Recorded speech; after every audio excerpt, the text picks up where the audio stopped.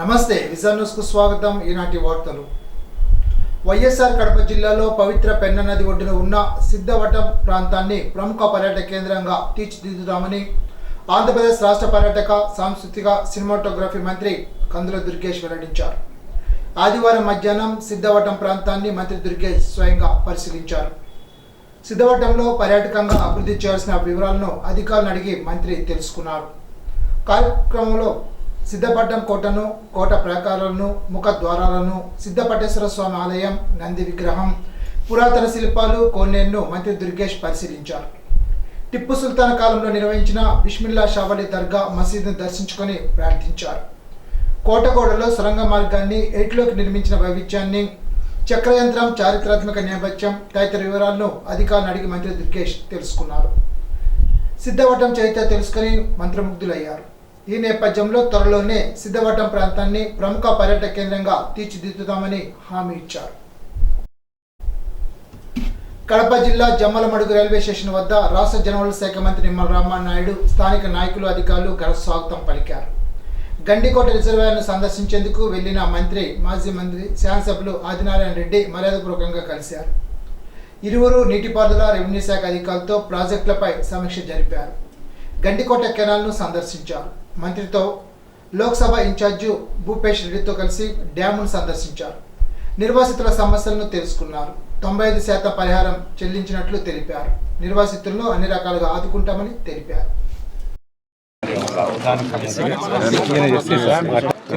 మన దగ్గర మిగిలింటే వాటిలో పెట్టి ఇది వరకు డ్యామ్ చూసేసి పొద్దుటూరులో డ్రింకింగ్ వాటర్ సమస్య వచ్చినప్పుడు ఇవి ఆపరేట్ చేస్తే తప్ప అంతే కదా. మొన్న మీరు ఇచ్చిన దాంట్లో ఏమేమి చేశారు? దాంట్లో మనకి రివర్స్ 3 రోప్స్ మొత్తం మార్చాము. ఇంకా పైకి లేస్తుందా వాటర్? ఓన్లీ రిజర్వాయర్ జోన్ అంట. ఓన్లీ రిజర్వాయర్ ఇది.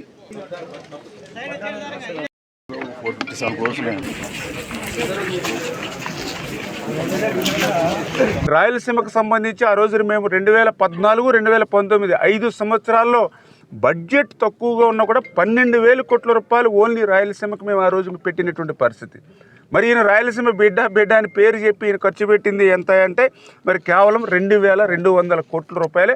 అది కూడా బడ్జెట్ డబల్ ఉన్నటువంటి పరిస్థితుల్లో దయవుంచి అందరూ కూడా గమనించాలి. అంటే ఈ రాయలసీమకి ఎంత ద్రోహం, ఎంత దగ ఈ జగన్మోహన్ రెడ్డి చేశాడనేటువంటి విషయం. రాయలసీమకు సంబంధించి 198 ప్రాజెక్టులకు సంబంధించినటువంటి పనులు కూడా ప్రీ క్లోజర్ చేసి బ్యాంక్ గ్యారెంటీలు వెనక్కి ఇచ్చేసాడు అని అంటే జగన్మోహన్ రెడ్డికి ఈ ప్రాంతం పట్ల ఎంత నిర్లక్ష్యంగా ఉన్నాడనేది ఇంకా ఇంతకు మించినటువంటి పెద్ద ఉదాహరణ ఉన్నదనేటువంటి విషయాన్ని కూడా ఈ సందర్భంగా తెలియజేసుకుంటూ, అందుకే నేను ఒకటే చెప్తూ ఉన్నా, రాయలసీమకు ఏ ముఖ్యమంత్రి చేయనిటువంటి ద్రోహం ఒక్క జగన్మోహన్ రెడ్డి మాత్రమే ఈ ప్రాంతానికి చేసినటువంటి పరిస్థితి, దుస్థితి అనేటువంటి విషయాన్ని సందర్భంగా తెలియజేసుకుంటూ, అటువంటి స్థితి నుంచి ఈరోజు మళ్ళీ ఈ యొక్క తెలుగుదేశం, జనసేన, బీజేపీ కూటమి ప్రభుత్వం వచ్చిన తర్వాత మీరందరూ కూడా చూశారు ఒక వాటర్ మేనేజ్మెంట్ పర్ఫెక్ట్గా. చంద్రబాబు నాయుడు గారు ఒక్కడే చెప్తుంటారు మాకు, ఒక్కసారి వర్షాలు బాగా పడితే, ఒక్కసారి వరదలు వస్తే మళ్ళీ 1-2 సంవత్సరాల వరకు కూడా కరువు అనేది లేకుండా మనం వాటర్ మేనేజ్మెంట్ చేయాలి. కొంపెల్లలో విశ్వవిజ్ఞాన విద్యా ఆధ్యాత్మిక పీఠం సమావేశం ఘనంగా నిర్వహించారు. తాత్విక బాల వికాస్ పిల్లలు కీర్తనలు ఆలపించారు. డాక్టర్ ఆవుల మంజులత పీఠం చేపట్టిన సాహిత్య కార్యక్రమాలను అభినందించారు. భీమవరం వారి సాహితీ సేవా సమితి కార్యక్రమాలను అభినందించారు. పీఠాధిపతి డాక్టర్ ఉమర్ అలీ షా మాట్లాడుతూ పీఠం తత్వం మానవత్వంలో ఈశ్వరతత్వాన్ని దర్శింపచేస్తుందని తెలిపారు. దీనివలన తోటి మానవుల్లో గల మాధవుని దర్శించుకోవచ్చునని అన్నారు. పర్యావరణ పరిరక్షించుకోవాలని, ప్రతి ఒక్కరూ 3 మొక్కలు నాటాలని కోరారు. ఈ కార్యక్రమంలో పీఠం కన్వీనర్ నందం తాతయ్య తదితరులు పాల్గొన్నారు.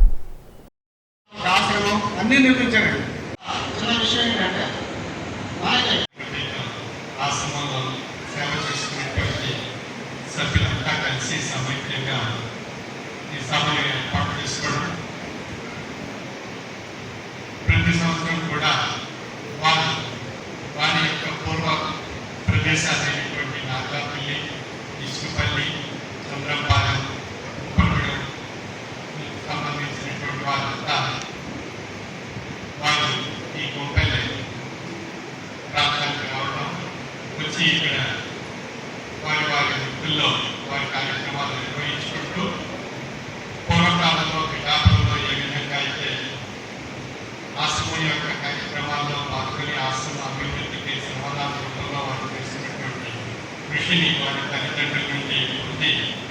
మళ్ళీ ఇక్కడ కూడా కంపెనీలో వారు ఈ ప్రదేశాల్లో ఉన్నటువంటి వారంతా కలిసి గడ్పల్లి ఆశ్రమం హైదరాబాద్లో కూడా వారు ఆ విధంగా తల్లిదండ్రుల యొక్క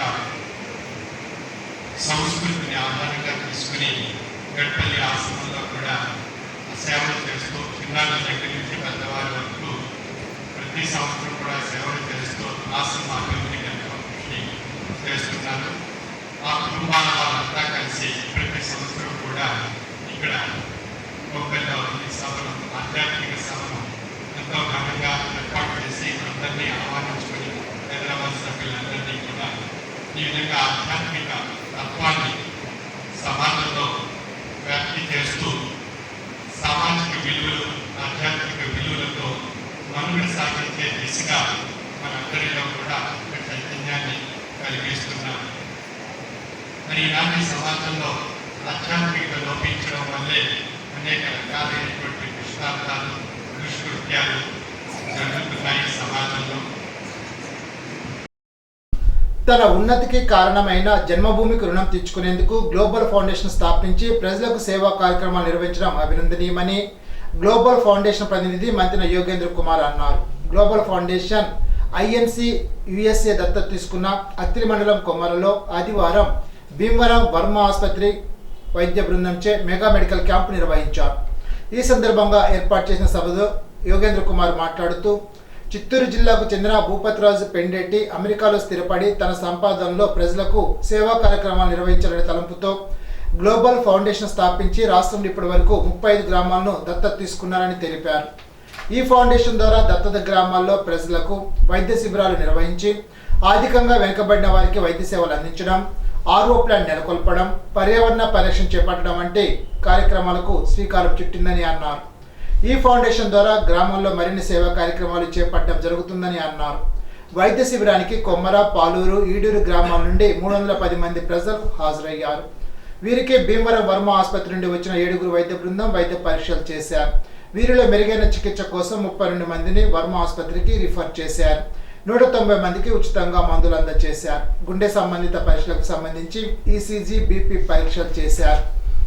కార్యక్రమంలో గ్లోబల్ ఫౌండేషన్ ఐఎన్సి యుఎస్ఏ ప్రతినిధులు నడింపల్లి వెంకటరామరాజు, సి శేఖర్రాజు, రుద్రరాజు లక్ష్మీపతిరాజు, మంత్రిన ధర్మరాజు, ఉప సర్పంచ్ మన్యం దానారావు, మాజీ సొసైటీ అధ్యక్షులు కునాథరాజు శ్రీహర్రాజు, అల్లూరి రామకృష్ణంరాజు, మంత్రి గోపాలకృష్ణంరాజు, ముందునూరి బాలకృష్ణంరాజు, వైద్యులు doctor Yudhishthar Srivarapu, doctor P Krishna Panindra, doctor Sindhu Narayana, doctor K Rindanaidu, doctor K Satyanand, doctor G Satyanarayanaraju తదితరులు పాల్గొన్నారు.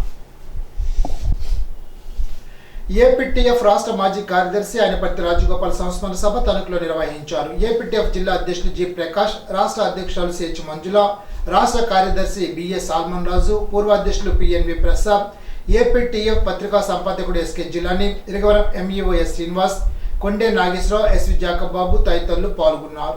రాజగోపాల్ ఉపాధ్యాయ సంఘానికి చేసిన సేవలను కొనియాడారు. ఉద్యోగ విరమణ తర్వాత కూడా ఉపాధ్యాయుల సమస్యలపై పోరాడిన గొప్ప నాయకుడు రాజగోపాల్ అని శ్లాఘించారు.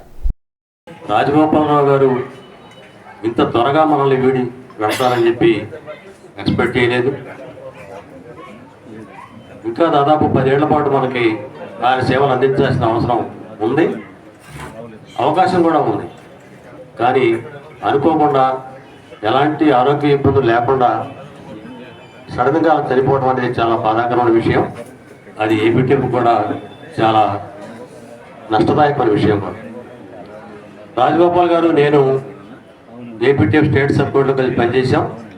నేను స్టేట్ జనరల్ సెక్రటరీగా, ఆయన సెక్రటరీగా ఉండి పనిచేశాం. ఆ కాలంలో ఆయన చాలా ఒక మృదువుగా సంభాషించడం, విషయాన్ని స్పష్టతతో చెప్పడం, సబ్ కమిటీలో ఎలాంటి కాంట్రవర్సీ కూడా లేకుండా విషయాన్ని కన్విన్స్ చేయడం కూడా ఆయన చేసేవారు. తణుకు రోటరీ క్లబ్ ఆధ్వర్యంలో ఉచిత మెగా క్యాన్సర్ నిర్ధారణ పరీక్ష శిబిరాన్ని నిర్వహించారు. ఆనంద మస్తాన్లో అధ్యక్షతన గర్భాశయ, రొమ్ము క్యాన్సర్, గుండె, ఈసీజీ, బీపీ, షుగర్ పరీక్షలు జరిపారు. మస్తాన్లో జన్మదినోత్సవం సందర్భంగా భీమవరం డి మెగా హాస్పిటల్ వారు డాక్టర్ నాగిల ప్రదీప్ కుమార్ రెడ్డి ఆధ్వర్యంలో పరీక్షలు జరిపారు. కార్యదర్శి సిద్ధార్థ పర్యవేక్షణలో జరిగిన కార్యక్రమంలో అక్కిర కాశీ విశ్వనాథం, బస్వా రామకృష్ణ, డాక్టర్ వి వెంకటరాజు, రెడ్డి రంగారావు, బోడపాటి రామకృష్ణ, ఆకెల సుబ్రహ్మణ్యం తదితరులు పాల్గొన్నారు.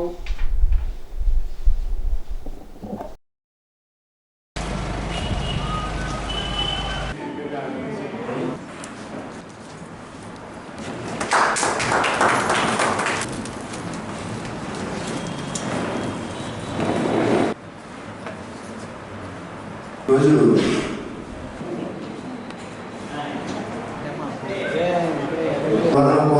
మనం పరీక్ష చేసుకుని మనం నిర్ధారించుకోవడం వల్ల అది ముందుగా మనం తెలుసుకుంటే మరి ఆ వ్యాధి నిర్మూలనకి మనకి చాయిస్ ఉంటుంది.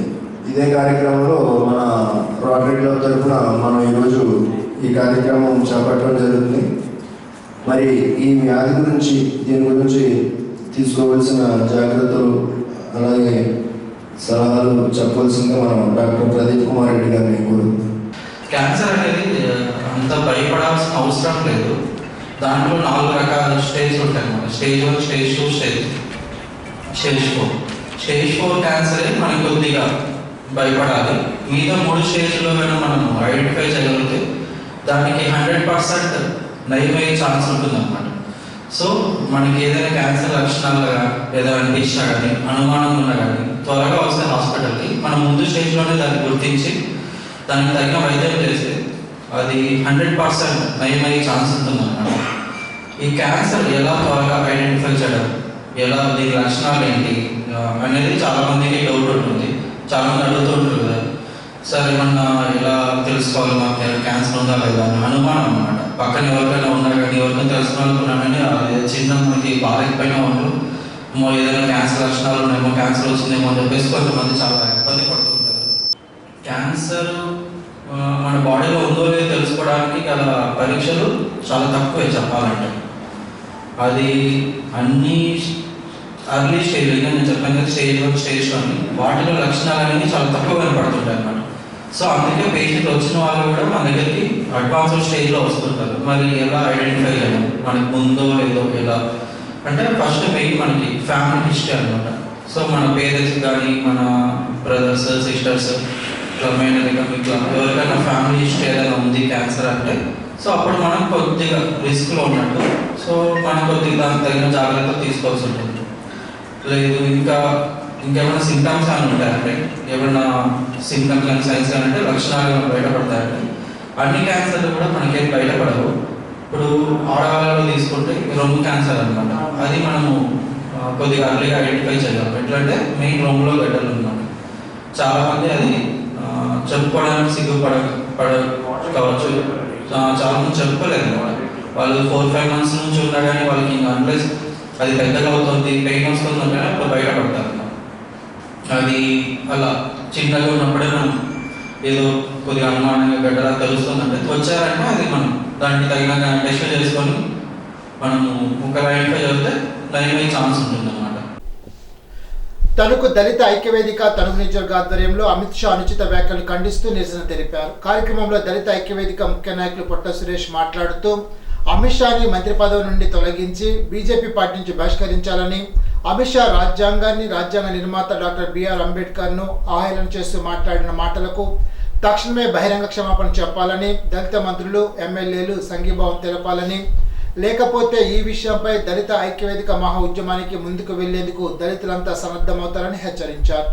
కార్యక్రమంలో నియోజకవర్గ కన్వీనర్ పొట్ల సురేష్, నియోజకవర్గ మెంబర్లు పెనుమాల రాజేష్, మంచిరి బాలు, పడాల బాలు, పేరు రమేష్, ఇరగవరం మండల నాయకులు సుబ్బారావు, చంద్రప్రదేశ్, అర్జున్, భావనారాము తదితరులు ఈ కార్యక్రమంలో పాల్గొన్నారు.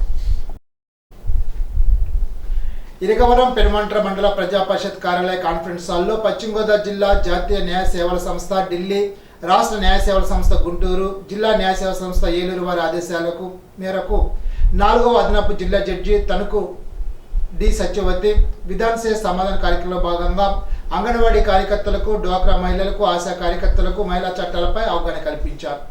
చట్టాలపై అవగాహన కలిగి ఉన్నప్పుడే నేరాల సంఖ్య తగ్గుతుందని, వివిధ రకాల చట్టాలపై అవగాహన కల్పిస్తూ ఏమైనా సంఘటన జరిగితే ఎలా రక్షణ పొందాలి, ఎవరిని సంప్రదించాలో తెలిపారు.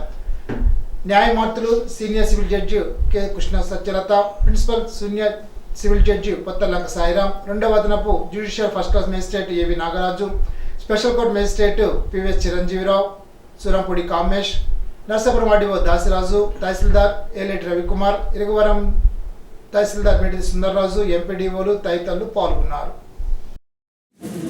ఈ రోజు కార్యక్రమం ఎందుకు ఏర్పాటు చేయబడిందంటే మహిళల కోసం జాతీయ కమిషన్ న్యూఢిల్లీ వారు ఇచ్చిన ఆదేశాల మేరకు చట్టపరమైన అవగాహన సదస్సు కార్యక్రమముని విధానసభ సమాధానం కార్యక్రమముని చేయడం జరుగుతుంది. ఇక్కడ ఈ కార్యక్రమంలో మహిళలు ఎక్కువ ఇన్వాల్వ్ అయ్యి మీరైతే ప్రజలతో బయట సమాధానం అందరితో ఇంగిల్ అవుతూ ఉంటారని, వాళ్ళ యొక్క కష్ట సుఖాలను మీరు పంచుకుంటారని తెలియడం వల్ల మాకు జాతీయ కమిషన్ వారు ఇచ్చిన ఆదేశాల మేరకు మాకు జిల్లా న్యాయ సేవాధికార సంస్థ ఇచ్చిన శ్రీ చైర్మన్ గారు శ్రీ పురుషోత్తమ కుమార్ గారు, district judge legal service chairman గారు వారు ఇచ్చిన ఆదేశాల మేరకు ఇక్కడ ఈ కార్యక్రమం మొదలుపెట్టడం జరిగింది. ఇప్పుడు ఒక చిన్న బ్రేక్.